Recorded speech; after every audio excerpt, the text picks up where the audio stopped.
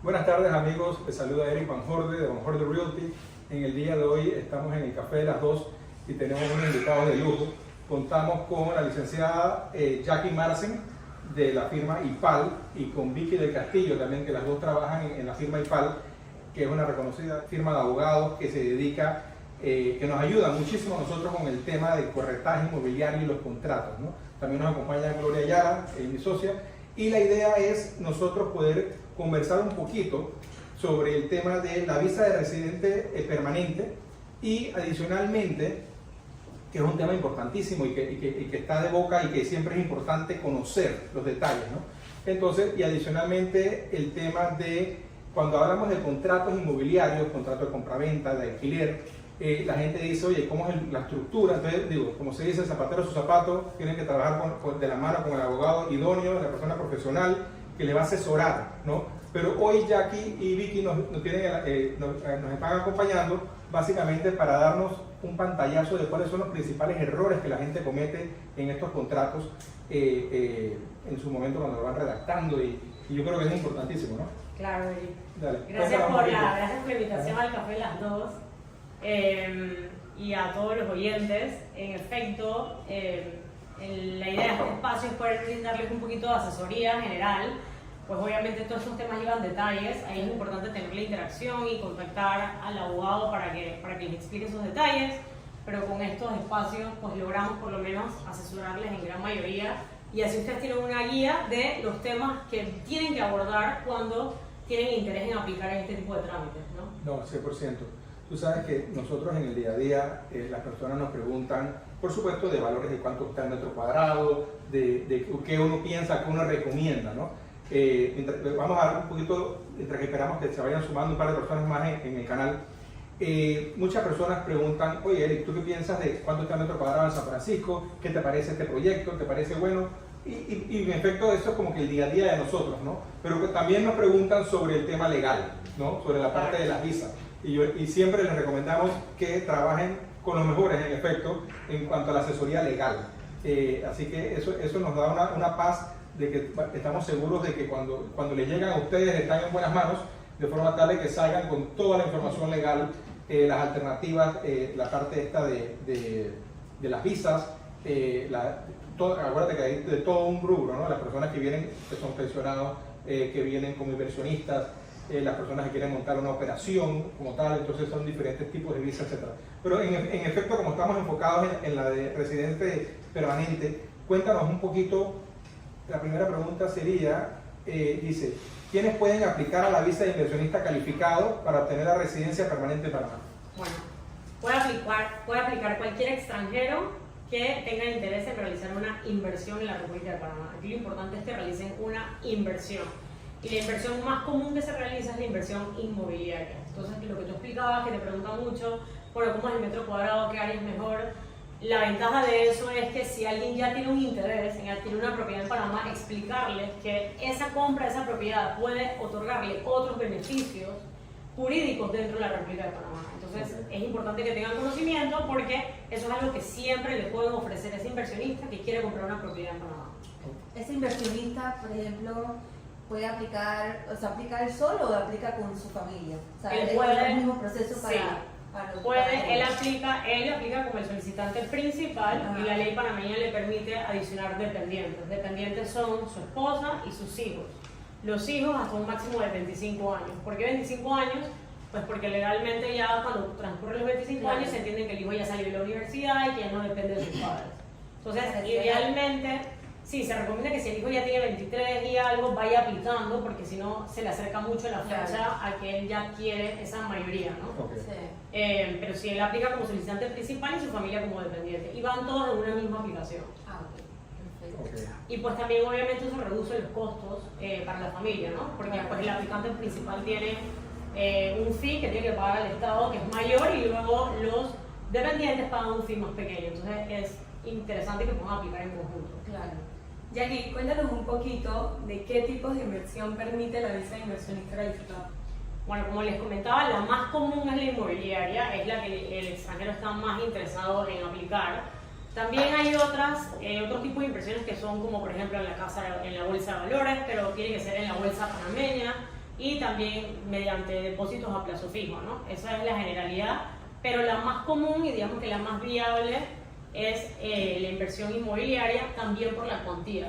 La ley en Panamá permite hasta, bueno, ahora vamos a ampliar un poquito más sobre eso, pero en las inversiones, la ley panameña te permite una inversión de $300.000. Sin embargo, en los otros rubros, la inversión sí es mucho más elevada. O sea, por ejemplo, el depósito a plazo fijo ya te piden $750.000. Entonces, siempre se le hace más interesante al inversionista aplicar la de 300 porque además está recibiendo un bien inmediato y que además ese bien inmediato, a través del mismo corredor de bienes y raíces, puede arrendarlo y le puede tener un retorno, ¿no? En nuestro caso, en efecto, es la más usual, ¿no? Sí, exacto. Así que ese sería lo que es el mínimo de inversión pues, para poder aplicar, y ese mínimo de inversión está vigente hasta octubre de este año. Ya luego que termina octubre de este año aumenta a $500.000. Entonces también es un poquito la intención de comentar más sobre esto, pues porque el tiempo cada vez se acorta a ese plazo y no sabemos si el gobierno le va a extender un plazo adicional o si va a mantener ese mínimo, ¿no? Claro. Una pregunta que hacen es, ¿qué tipo de propiedad puedo adquirir para aplicar? Y que si puede ser algo en preconstrucción o ya tiene que estar terminada. Sí, esta pregunta es bien interesante porque esta categoría migratoria permite hoy en día que ese extranjero adquiera una propiedad que esté en construcción o también que le permite firmar un contrato de promesa de compraventa. Entonces la ventaja de eso es que él puede de manera inmediata adquirir esa residencia mientras que su propiedad está en desarrollo, pero él ya adquirió la residencia de manera anticipada. Entonces, claro, ¿qué sí pide el Estado? El Estado pide que si tú vas a adquirir una propiedad mediante una promesa, obviamente el Estado quiere cierta garantía de que eso se va a cumplir. Entonces, en ese caso, la ley te exige que ese depósito mínimo de $300.000 lo hagas vía un fideicomiso y que el fiduciario sea quien le certifique al Estado que en efecto ese depósito se ha hecho, y eso es como una garantía para el Estado porque el Estado está otorgando el permiso de manera anticipada. ¿Qué beneficio tiene que tú de manera anticipada adquieras el permiso? Porque, por ejemplo, hay muchos extranjeros que luego de vivir en Panamá deciden naturalizarse. Entonces, ¿qué pasa? La Constitución panameña, dependiendo de tu nacionalidad, te exige el requisito mínimo, que tú tengas una residencia panameña de un mínimo, el típico usual es de 5 años y luego depende si eres español, hay convenios internacionales que te reducen ese tiempo. Pero lo importante es que a partir que tú adquieres tu residencia permanente, te empieza a contar ese plazo para tú luego poder decidir si quieres naturalizarte, te quieres convertir en un panameño. Entonces, eso también es relevante en el tiempo en el que tú adquieres tu residencia. En Panamá hay muchas otras categorías migratorias que también te pueden otorgar la residencia. La diferencia es que esas no te la otorgan de manera inmediata, sino que tú tienes que renovar tu permiso. Y obviamente eso también está sujeto a cambios de leyes y demás. Entonces digamos que si tú realmente tienes un interés de ser un residente ya permanente y fijo y empezar a contar, digamos que la visa más recomendable es esta porque te da esas garantías. Claro. Okay. Otra pregunta es que yo creo que ya respondiste, pero para explicar un poquito más. ¿Cuánto tiempo, hasta qué fecha puedo aplicar a esta visa para adquirir los beneficios de la residencia permanente? Sí, como les comentaba, o sea, con el valor mínimo de $300.000 hasta octubre del presente año. Ya, va a subir. Claro, una vez que se cumple octubre, si el gobierno pues no renueva ese mínimo, porque ese mínimo ya se renovó en una ocasión, sí, era antes pues ya vencía, entonces eso aumenta a $500.000 la propiedad.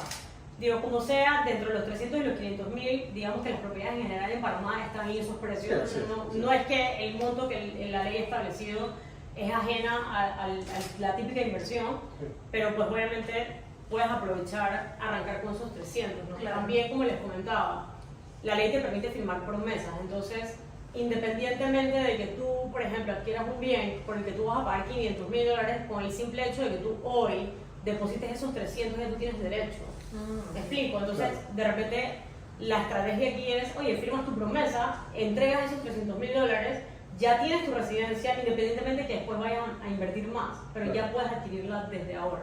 Okay. Una pregunta que de repente es un poco básica, pero es importante. Las personas preguntan, no está aquí en las preguntas que están entrando, pero es, por ejemplo, yo quiero hacer el trámite. Pongamos que ya compro la propiedad, ya la pagué, ¿ok? ¿al cuánto tiempo ya me dan mi primer carnet o el carnet preliminar o cuánto demora? ¿Cómo es el procedimiento? Sí, ok. La primera fase es ver si el cliente lo que hizo fue comprar la propiedad de manera definitiva o suscribió una promesa. Vamos a decir que ya compró. Sí, él ya compró, tú presentas, compró. claro, tú presentas la certificación al MISI, o sea, el MISI te entrega una certificación de que tú has realizado la inversión, esa certificación te la entrega contra tu escritura pública, donde ya tú te muestras como propietario, y luego tú vas a migración, hay una sección especial de migración para este visado, y de ahí en adelante aproximadamente el trámite te puede tomar entre 3-4 meses que te entregan tu carnet de residente permanente. Obviamente eso también depende de la disponibilidad del cliente, porque acuérdense que tú inicias un periodo en el proceso, o sea, ellos otorgan el poder, migración te pide una serie de requisitos para demostrar tu condición, o sea, entre eso la evidencia de que has hecho la inversión, pero también además récord policivo y otras cosas, si aplicas con tu familia, la documentación también tienes que aportarla a tu familia, entonces digamos que hay un plazo de revisión, pero en general, si tú tienes la disponibilidad también para viajar a Panamá, tú puedes tener tu carnet en mano a unos 4 meses de presentar la solicitud. Que ese es el momento en el que tienes que viajar a la República de Panamá porque te tienen que tomar la foto del carnet. El resto del trámite lo puedes manejar con tu abogado, le mandas la documentación, lo apostillas y esa parte de la revisión de la documentación se puede hacer de manera anticipada. Claro. Y bueno, eso nos lleva al tiempo, ¿no? Que tomaría el trámite, más o menos como cuánto tiempo. Sí, desde que tú inicias todo, o sea, desde que se elige la propiedad hasta que ya tienes tu carnet de residente permanente, digámosle que unos 6 meses, porque obviamente le tienes que sumar el plazo del tiempo en el que tú negocias la compraventa o negocias la promesa de compraventa. Y si el cliente aplica a través de un fideicomiso, entonces obviamente también tienes unos requisitos adicionales con el tema de la fiduciaria, pero bueno, nosotros además de la firma también tenemos una fiduciaria en la oficina, así que lo que nosotros le ofrecemos al cliente es, digamos, como una atención integral, en el sentido de que la firma la atiende todo el tema migratorio y nosotros con la fiduciaria le damos el apoyo con esa estructura que es requisito de ley. Bueno, solo Paraguas se encarga de todo. Claro, entonces le facilitamos todo pues, porque la documentación que le otorga para acá nos sirve para los otros trámites, entonces manejamos todo de manera integral en un solo lugar. Y mientras está haciendo ese trámite, ¿el cliente tiene que estar permanentemente en Panamá o puede estar viajando? Sí, no es necesario que esté permanentemente en Panamá, él presenta el poder, nos otorga el poder, inclusive hay documentación que él puede mandar mediante apostilla a Panamá, digo, dependiendo de la jurisdicción en la que aplica, pero por ejemplo si es Colombia, la apostilla en Colombia es bastante ágil y sencilla, la manejan de manera electrónica, o sea que ese tipo de clientes pueden manejar todo fácilmente desde su país. Claro. Algunos les queda más fácil venir físicamente y tramitar, pero no es necesario que estén todo el proceso en persona. Otra pregunta dice, ¿qué requisitos posteriores debo evidenciar para mantener la visa de inversionista calificado y la residencia permanente? Sí, esto también es un punto muy importante porque la ley, o sea, el gobierno panameño sí te dice, mira, yo te estoy otorgando la residencia permanente, pero tú tienes una obligación de cumplir conmigo en esa inversión en la República. Entonces, la ley te exige que tú tienes que mantener esa propiedad que tú adquieres en un mínimo de 5 años.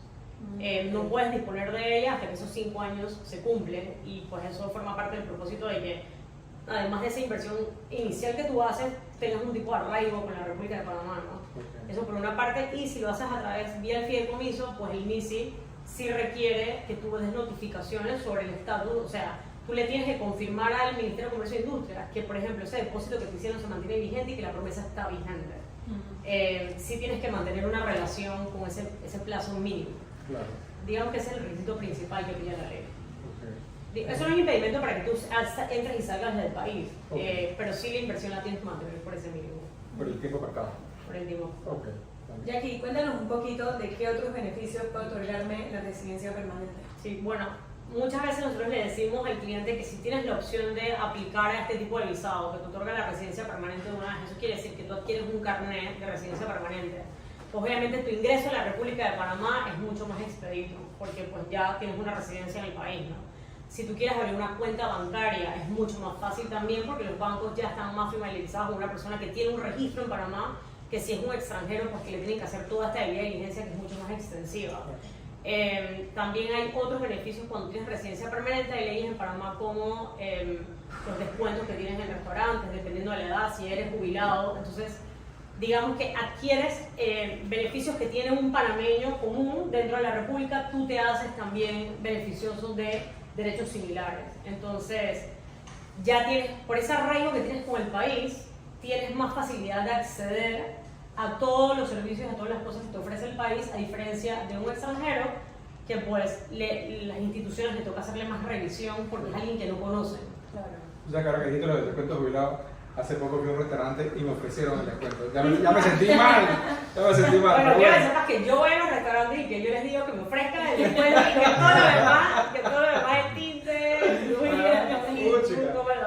Oye, mira, de verdad que este tema es súper interesante, pero hablemos ahora un poquito del tema de cuando la gente comete los principales errores en los contratos, tanto de alquiler como de venta. ¿Cuáles son los que tú te caes, perdón la expresión, que te caes para atrás cuando te dicen, oye, es que yo no sabía esto, que yo no sabía esto?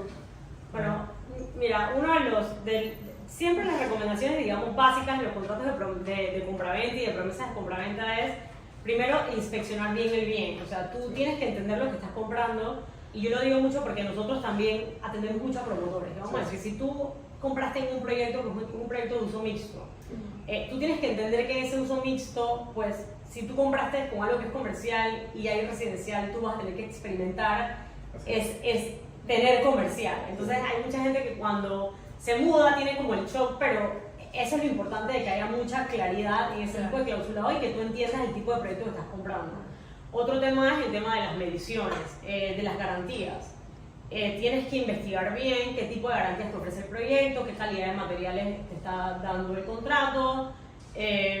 Otro tema muy importante, impositivo, es que la ley hoy en día te exige que tú desgloses el valor de venta del inmueble. Entonces, la forma en la que eso se debe realizar, por ejemplo, en los proyectos de propiedad horizontal, es que tú tienes que irte a la tabla.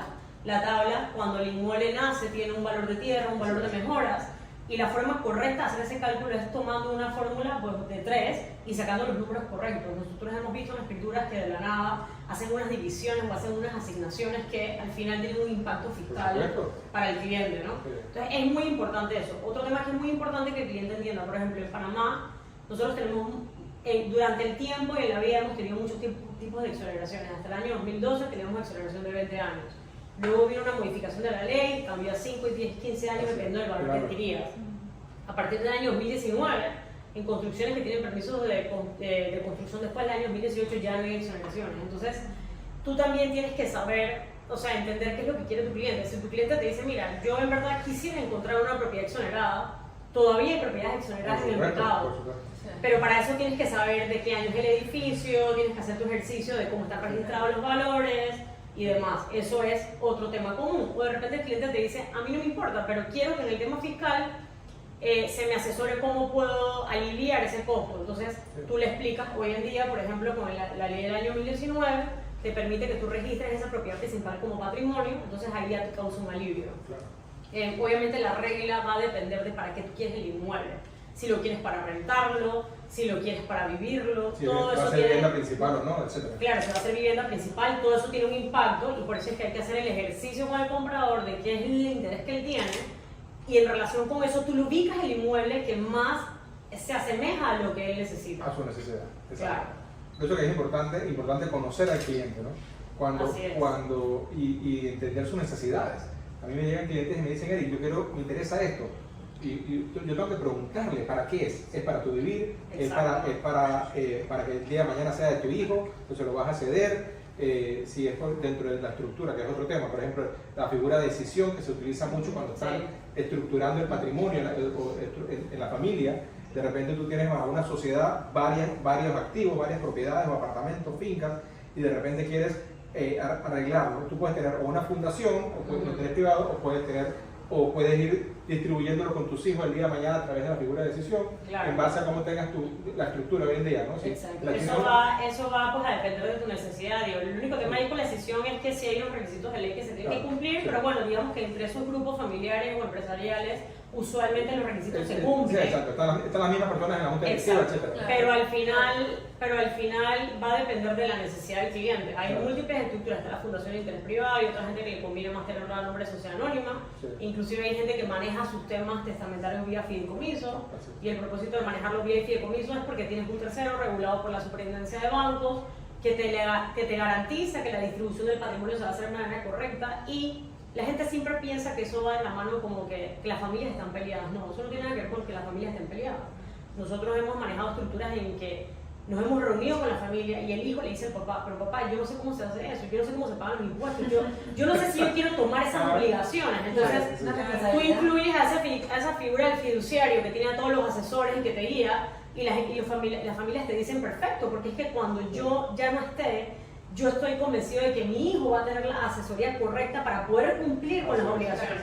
Porque si tú le impones una serie de obligaciones a tus hijos y de repente ellos por cualquier motivo no tienen la capacidad de cumplirlas, no es que no las quieran cumplir, es que entonces tienen en ese momento que asesorarse, aprender. Entonces, tú te aseguras que ellos ya tienen a alguien que los guía, obviamente ellos aprenden en el camino y después ellos pueden simplemente dejar la estructura y administrarlo de manera individual. Pero sabes que en ese periodo de transición van a estar acompañados. Entonces, eso va a depender de la necesidad de cada familia. No siempre es que las familias se pelean. Okay. Un tema es cuando vas a ver contratos, vamos a decir, vas a comprar algo en preventa o vas a comprar una promotora y quieres saber qué es lo usual y acostumbrado, qué es lo correcto, vamos a llamar así, y asegurarse del tema de las garantías, el tema de los tiempos. Hay muchas veces que hay promotoras que colocan unas cláusulas que dicen que se pueden atrasar por un periodo de tanto adicional, más otra suma igual de tiempo por cualquier cosa.